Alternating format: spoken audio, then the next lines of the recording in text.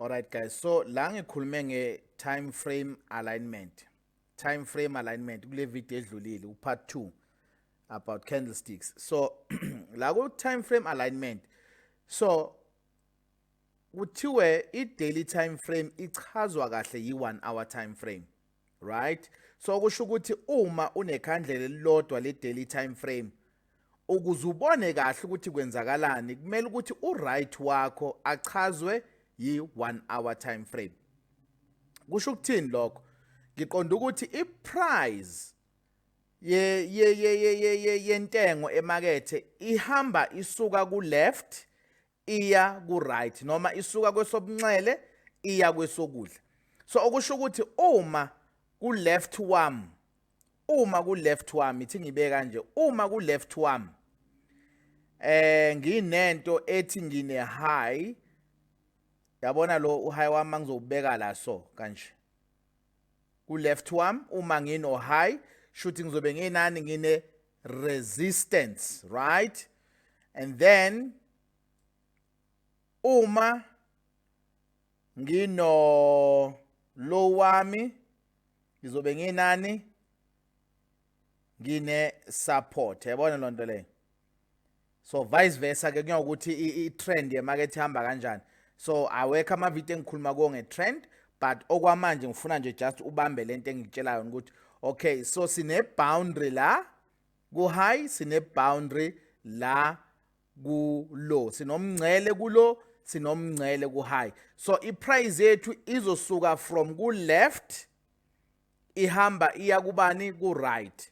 All right, so okusho ukuthi okwenzeka ngapha ku left silindele ukuthi kwa right sithole incazelo ecacile ukuthi njengoba besinekhandlela elibomvu kwa left ingabe sisaqhubeka siya phansi noma sizojika siye phezulu. Yabona lonto leyo. So ingakho sidweba ini ama boundary. So uma ikhandlela elikwa right leqa umngcele ongaphansi okusho ukuthi sisaqhubeka siya phansi, uma leqa umngcele ongaphezulu ikhandlela elikwa right okusho ukuthi sizobe siya kuphi, sizobe sijika siya phezulu. Yabona lonto leyo. Yeah, so yilokho engifuna ukuthi uzame uku-understand kwamanje, but ngizozama ukuchaza ngendlela elula nangendlela ozozama ukuthi ushesheke uyi-understand ngayo. So lokhu kweqa ngaphansi noma ngaphezulu kuza ke bese kuthiwa yini ama rejection candlesticks. Yabona lonto leyo, because ngaphambi ukuthi imarket yeqe noma ihluleke ukweqa kuzobe kukhona umdonsiswano ozokwenzeka phakathi kwama sellers nama buyers. Angithi yabona, ama sellers ilawo esithe ayathengisa emarket, ilaba abafuna ukuthi imarket iqhubeke yehle. Ama buyers ilaba abangafuni imarket iqhubeke yehle, kumele ukuthi bayishintshe iye phezulu.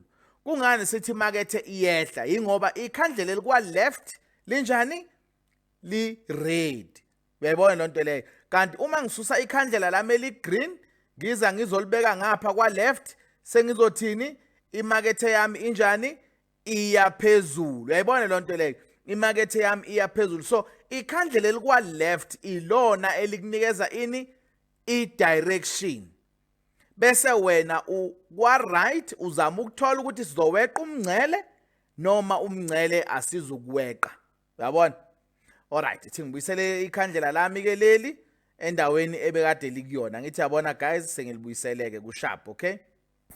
Alright, so as summarize, i-time frame alignment imane nje isho ukuthi uma ubuka ikhandlela eliyi-1 kuyi-higher time frame, kungaba yi-daily, kungaba yi-4 hours, kungaba yi-1 hour, kungaba yi-30 minutes, kumele uyobuka kwi-time frame encane kunalo ukuze uthole ini? Incazelo yokuthi lento eyenzeka kwa right isho ukuthini noma ikunikeza yiphi isignal. Ya nali igama abantu abaningi abalithandayo, isignal. So u-daily time frame uzochazwa kahle yi-1 hour time frame, i-4 hours ichazwe kahle yi-15 minutes, i-1 hour ichazwe kahle yi-5 minutes, i-30 minutes ichazwe kahle i-1 minute. So ake sithi la makhandlela lawa besifuna ukuthola i-alignment, besizothini? Ikhandlela elibomvu limelelwa i-daily time frame. Ikhandlela eli-green limelelwe yi-1 hour. Kungani? U-daily wethu uku-left iwona esifuna ukuthola kuyi-direction. U-right wethu ulo ohambayo njengamanje noma ikhandlela elivulile okuyilona elizosinikeza ini incazelo ukuthi siyaphansi noma siyaphezulu. U4 hours wethu bezofanekiselwa ikhandlela eli-green. U15 minutes afanekiselwe ikhandlela u4 hours afanekiselwe ikhandlela eli-red. U15 minutes afanekiselwe ikhandlela ku-15 minutes yabo leli eli-green. And then u1 hour afanekiselwe ikhandlela eli-red. U5 minutes afanekiselwe ikhandlela eli-green. 30 minutes afanekiselwe ikhandlela elibomvu. U1 minute afanekiselwe ikhandlela elinjani elingu-1 minute. So u-left uyena esithola kuyo ini ama-boundaries noma ini imingcele. Ngokwelimi le-trading bathi ama-support and resistances noma ise-resistance or i-support kuye ngokuthi i-trend ihamba kanjani. Lokhu uyokuthola uma ungene eklasini uzofunda mahala. Okay, so okunye ke sifuna ukucacisa la i-price isuka from left iye ku-right. Okwenzeke kwa-left ikhona okuzosiza sibone ukuthi kwa-right kuzokwenzakalani yabo. Then bese siba nani nama-rejection candlesticks noma ama-reversal candlesticks. Ake sikhulumeke ngawo yabo. So njengoba nginaleli khandlela lami eli-green, ake ngithi ke manje leli khandlela lami linje lifike la, khandlela lami leli, right? Angithi manje u-green lo malifika la bese lenza kanje le khandlela lethu leli, right? Lenze kanje, angithi niyabo? So lenze kanje, right? So in this case sekuthiwani imarket yethu ithe mayifika ku-100% wekhandlela elibomvu yayise iya-reverse buka amanamba yadlula u-68, yadlula u-61, yadlula u-50, yadlula u-38, yacishe yaphelela between u-23 no-8. U-23 no-38. So lokho kusho ukuthini leli khandlela leli lifikile ku-100 la seliya-rejecta, la seliya-reverse lashiya ini umsila. Uma ubheka lo msila ungakanani uma siwuqhathanisa nebhodi, lo msila lo ungaba singawuphinda kathathu noma kawu4 or kawu5 mase uqhathanisa nale bhodi. So lokhu kusitshela ukuthini iprice ihlulekile ukubreaka umngcele ongaphansi, yayise ithola amandla ishona phezulu. That is sign number 1 yokuthi le market isingenze njani, isingajika ishone kuphi, ishone phezulu. Right, asithole another scenario. Ikhandlela lethu lihambe lize livale la yabo. So in this case selishintshile ke ikhandlela lethu, nangu uclose and then nangu open wethu. Niyalibona leli khandlela linjani manje, li-rejecte u-100% laze layovala ngaphezulu kabani kuka 0%, okusho ukuthi iprice isishintshile, ayisekho, ayisayi phansi, isiya kuphi, isiya phezulu. Uyayibona lo nto leyo, isiya phezulu, right? So in this case should sibreake ini umngcele ongaphezulu ngoba umzimba wekhandlela unjani, ungaphezulu komngcele. Ilokho esebekunikeza khona ke sebethi nathi signal, we are no longer going down, we are going up, asisayi phansi sesiyaphezulu, basuke sebebone into ekanje. Angithi uyayibona lo nto leyo. So leli khandlela leli bese belibizana, balibiza ngokuthi ke it's a rejection candlestick. Sebebuka ini le week le yabo ukuthi ama bulls la abathengayo bangene ngobuningi, bayiphusha yaze yazovula la yavala la ingaphezulu kwe-high yekhandlela elinjani, eli-red. Lokho kusho ukuthi imarket iyaphi ke, isiya phezulu. Uyayibona lo nto leyo. Sesizobheka ini manje, sesizobheka leli khandlela ke manje uze sibone ukuthi ingabe i-trend iyaqhubeka yini iya phezulu na. Yabo, asilithathe ke silibuyise ngapha leli khandlela leli lethu leli, silithathe silibuyise ngapha, wasilenze libe lincane yabo ukuze lizoba nespace. Silithathe silenze ngapha, silibeke nje kanje njengoba kade limile kanje yana. Sesoshintsha ke sithi u0 kuphi, ula ngaphansi, angithi yabo. And then u100 wethu kuphi, ulanga phezulu. Guys, ngenza kanje ukuze nikwazi ukulandela ngingabi fast yabo. And then u23 wethu somewhere la. 38 wethu. Hey, sorry guys. 38 wethu ukuphi? Oh, selenza ke isiyenza ke lo msangano ke lento ke. Siyenza lo msangano, okay. 38 wethu uzoba somewhere la. 50% wethu somewhere la phakathi nendawo. Ngiya aligna ngithi guys, okay, sharp ithi senze so. Ngoba sengikwazile ukuyilungisa le yankinga. And then 23% wethu abe somewhere la. Ngingamangali guys. Kuzohleleka nje. Ngenzela ukuthi na ufollow yabo. Lento ikwazi ukungena kuphi ekhanda ngoba into ebalekile ukuthi lento engiyenzayo ayingene kuphi ekhanda. Ungangibuki ngathi ubuka igeneration kodwa uthathe ama notes, okay? And then u61 wethu abe somewhere lana.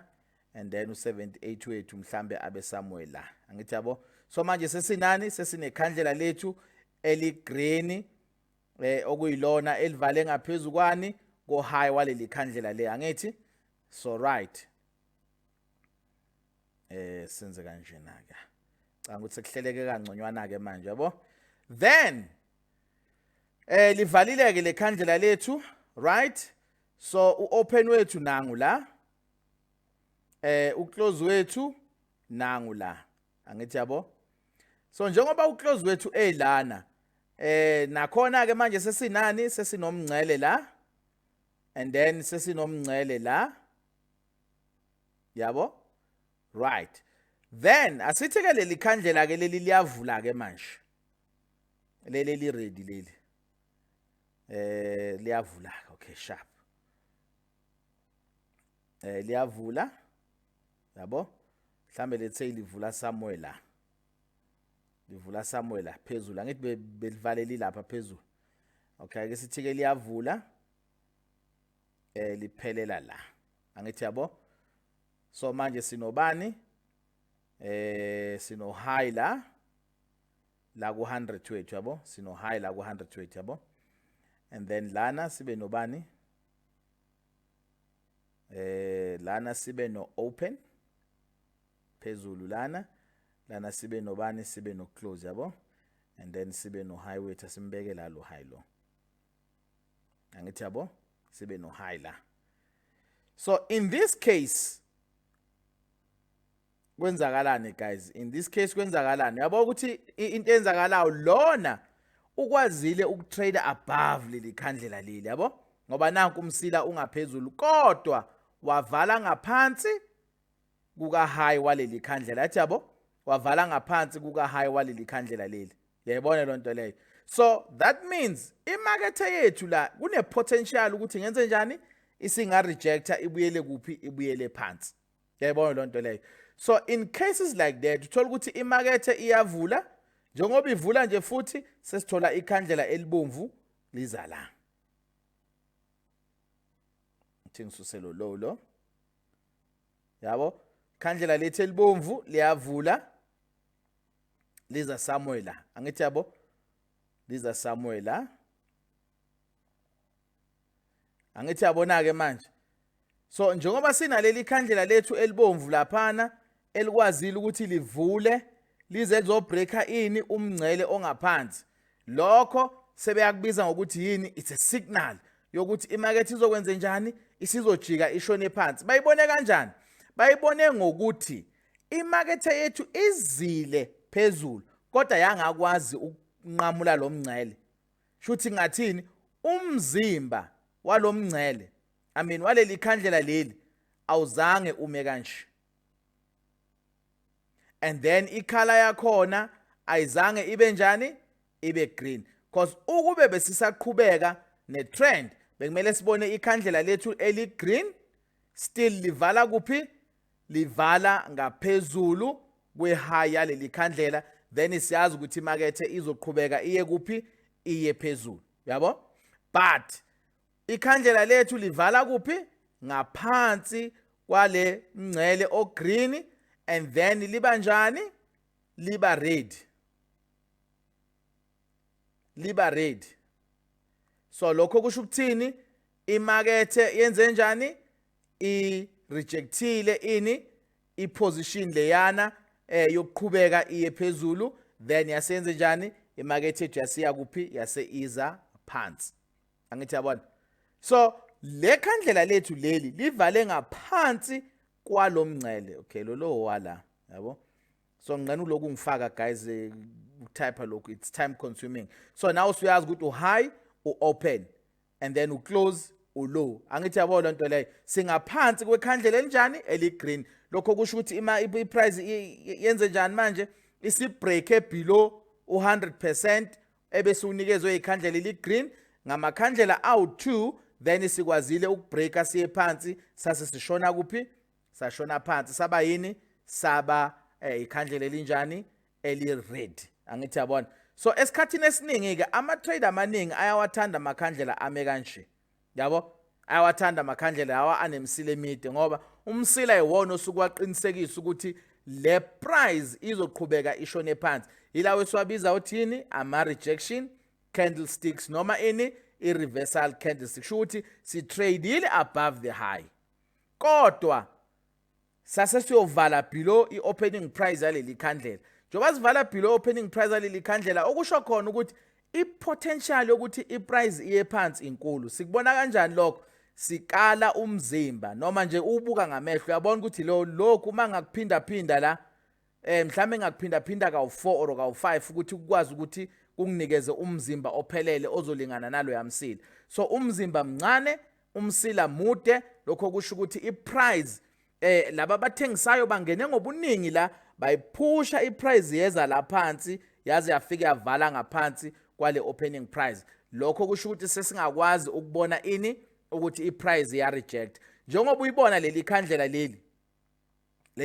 leli before lizofika la livule kancane leza la kuqala yabo, lashintsha ikhala labanjani lathi kuba green. Ake ngibeke kanjalo yabo, lathi kuba green mhlambe sothi livule li green umsila ungakafiki lapha ya yabo, livule li green leli khandlela lela sukhiphe lo msila sithi umsila ubuzobe ungakafiki yabo, asususe lo msila lo ngoba okwamanje ikhandlela lethu sesenjani lisese green yabo, mhlambe liyavula nalo lifike la malifika lihluleke futhi bese liyajika liza kuphi liza phansi. Yabona lonto leyo. So into eyenzakalayo lana iprice manje isitshela ukuthi sike sahamba safika la, ubona ngani? Ubona ngomsila. Sike sahamba safika la phezulu la, yebo lonto leyo. Sike sahamba safika njoba ngisho ukuthi sike sahamba safika sashiya i-high sabuya seza la ku-low sazovala la, yabona lonto leyo. But the minute ikhandlela lethu lifika la liyayishintsha ikhala bese liba njani liba red yabo. Why? Selling ngaphansi kwe-opening price yalo lishintshe lize lizovala la, yabona lonto leyo. Lapho sesiyazi ukuthi imarket yethu irejectile u-high isikuphi isila ize kuphi la ngaphansi komngcele la yabo. So yilokho nje bengifuna ukunibonisa khona ngama rejection candlestick ukuthi ayini la ma rejection candlesticks yabo.